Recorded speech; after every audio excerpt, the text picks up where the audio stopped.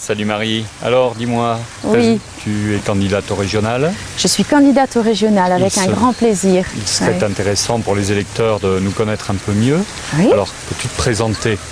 Oui, alors me présenter. Bon, alors je m'appelle Marie Leclerc, j'ai 52 ans dans quelques jours, vas-y.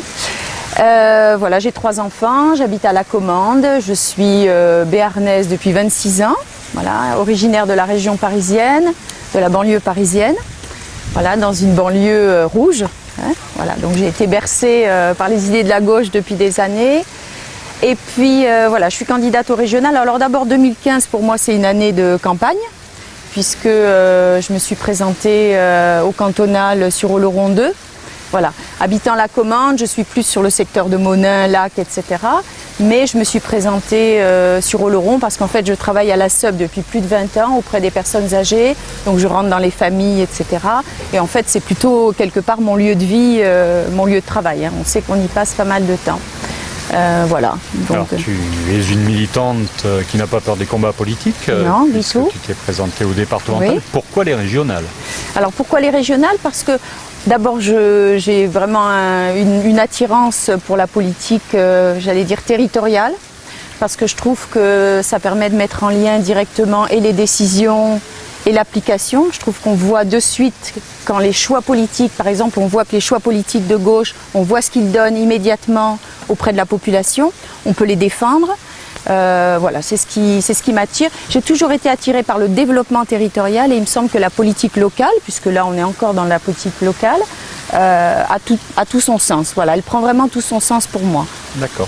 Et dans les compétences du conseil régional, qu'est-ce qui t'attire particulièrement? Sur quoi tu as plus particulièrement envie de travailler? Alors c'est vrai que moi je suis infirmière de formation, je gère un service donc de soins pour personnes âgées. Donc je suis sur effectivement ce qu'on pourrait dire le sanitaire, hein, même si... Et malgré ça, j'ai toujours un petit peu tiré en arrière en disant que la santé, c'était pas forcément le soin. Hein. Évidemment le soin, la qualité des soins y concourt largement, mais la santé c'est aussi le bien-être. Hein. Et dans les compétences de la région, tout y est. Je veux dire, on est en bonne santé quand on vit sur un territoire attractif, dynamique, où on a un travail, où on a plaisir à avoir un travail, parce que c'est pas le tout, mais je veux dire quand l'exécutif d'Alain Rousset met l'accent sur un travail intéressant, innovant, pointu, je crois qu'on est aussi fiers de pouvoir participer à ça. Bien, donc dans le secteur de la santé, peut-être une problématique particulière? Une problématique qui va toucher tout le territoire national évidemment et pas seulement, mais c'est effectivement le vieillissement de la population. Et je vois que la région s'y intéresse fortement en termes d'e-santé justement, c'est-à-dire mettre le numérique au service de la santé, amener la santé par la voie numérique au plus près des territoires.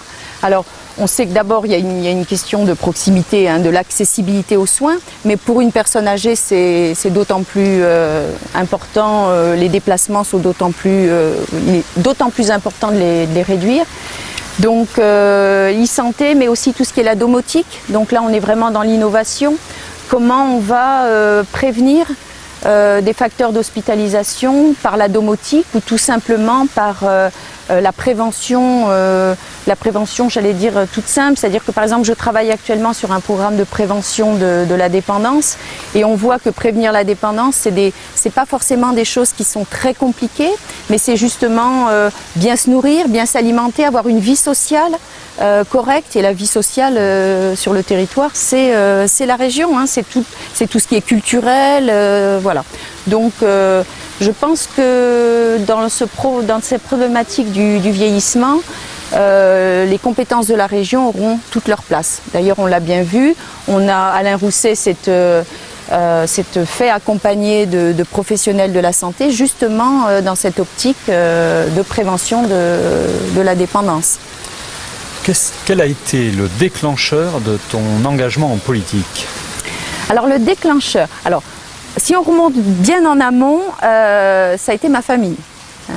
C'est-à-dire que voilà, de là où je suis issue, c'était une famille de gauche. Donc effectivement, ça a toujours été mes valeurs. J'allais dire que D'ailleurs, j'étais, par exemple, au lycée, j'étais assez frondeuse dans le sens où tout ce qui était justice sociale m'intéressait au plus haut point.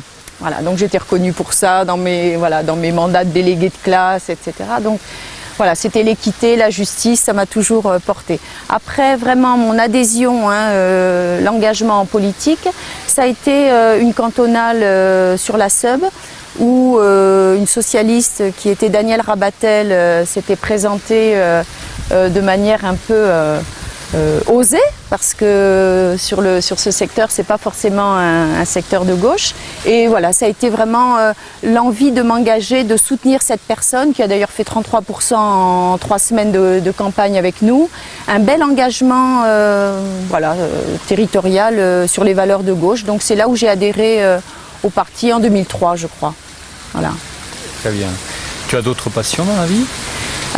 Oui. J'allais dire l'amitié.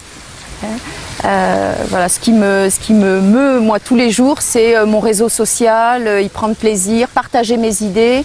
Voilà, c'est tout cet engagement. Alors il a été un peu révélé par le sport. Moi j'ai été sportive, donc toujours dans des équipes, etc.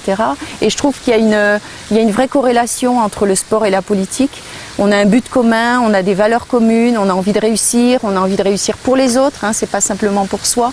Une performance sportive ou politique, c'est au service aussi des autres. Donc voilà, en termes de passion, c'est aussi le sport. Oui, parce que tu as été championne de haut niveau. Championne de haut niveau, non, mais sportive de haut niveau, oui. Voilà, c'est-à-dire que j'étais espoir française dans mes jeunes années, voilà, en gymnastique.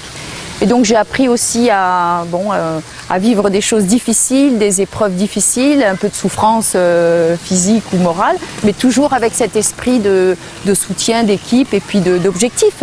Voilà. C'est important pour moi d'avoir un objectif, de le partager et surtout de pouvoir l'évaluer. C'est-à-dire que j'aime bien avoir des critères assez simples, assez compréhensibles. Qu'est-ce qu'on veut atteindre, pourquoi, quels sont nos arguments et comment les défendre concrètement auprès de la population. Est-ce qu'il y a une devise ou une maxime qui résonne en toi plus particulièrement ? Alors oui, il y en a une parce que comme je le disais, j'ai toujours été vraiment muée par tout ce qui était égalité, etc. Donc c'est une maxime de Victor Hugo qui dit que la première égalité, c'est l'équité. Et j'aime bien le rappeler toujours autour de moi, cette notion d'équité, c'est vraiment de l'égalité avec des critères justement, avec de l'argumentation, du pourquoi. Et je crois qu'il faut qu'on soit transparent auprès des gens auxquels on se propose d'agir. Et dans ce domaine-là, je veux que les règles d'équité soient claires et partagées. Voilà. C'est même, d'ailleurs, c'est ce que je fais dans mon travail. Je gère un service de petite capacité. On est 6 à travailler là. Alors c'est peut-être beaucoup plus facile que dans une grande entreprise, mais c'est ce qui, voilà, moi les salariés qui travaillent avec moi, ça fait 22 ans qu'elles me disent qu'elles sont bien là où elles sont, le travail se passe bien, elles y vont avec plaisir, j'ai pas d'arrêt maladie. Pourquoi ? Je sens que c'est parce qu'il y a effectivement de la transparence, de la reconnaissance. Donc voilà. Donc c'est vrai que cette notion d'équité compte beaucoup pour moi. Je crois qu'on peut y travailler. Y a-t-il un lieu dans cette nouvelle grande région ou ailleurs où tu te plais particulièrement à aller ? Alors ça va être un lieu, ça va être un peu difficile dans le sens où je suis originaire de la banlieue parisienne et j'en discute aussi bien. Alors il y a une grande différence avec les personnes qui sont nées ici ou ailleurs d'ailleurs, mais où il y a une vraie identité.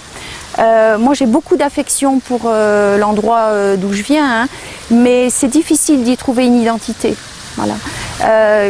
On ne connaissait pas son voisin, mais c'était souvent vrai.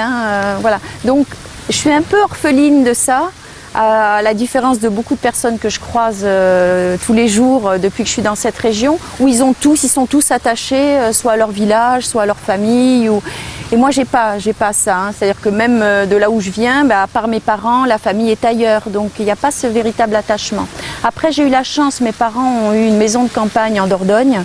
Et là, je crois que quelque part, je suis de là. C'est-à-dire que ma mère était prof, donc on y allait 2 mois l'été, à Pâques, à Noël, etc. Et quelque part, c'était là mes racines. Voilà. Et j'ai été j'étais acceptée comme une enfant du village et c'est peut-être pour ça que j'ai désiré aussi vivre à la campagne après. Je crois que c'est... Voilà, d'ailleurs quand mes parents ont vendu cette maison, ça a été vraiment un déchirement parce que je me sentais à l'aise dans cette région. Ouais. En lieu, oui. Après ici, des lieux, il y en a tellement que voilà. À chaque fois que j'ai le temps de me promener ici, c'est un vrai plaisir, quoi.